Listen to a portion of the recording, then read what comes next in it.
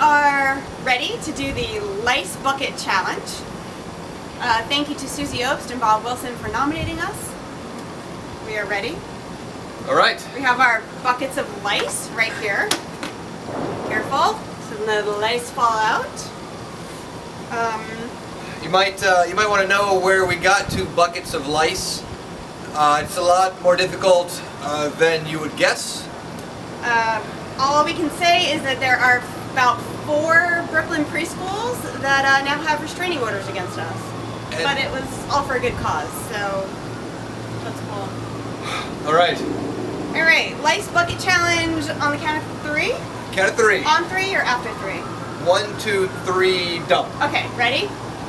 1, 2, 3. What? Ah! Huge misunderstanding. It turns out that it's an ice bucket challenge and not a lice bucket challenge, which actually makes a lot more sense. Yeah. So here we have 2 buckets of ice that we will dump on our heads. Thank you to Susie Obst and Bob Wilson for challenging us to this. We will also be donating to ALSA in loving memory of Harold Bennett. All right, let's do it. 1, 2, 3. Dump. Dump.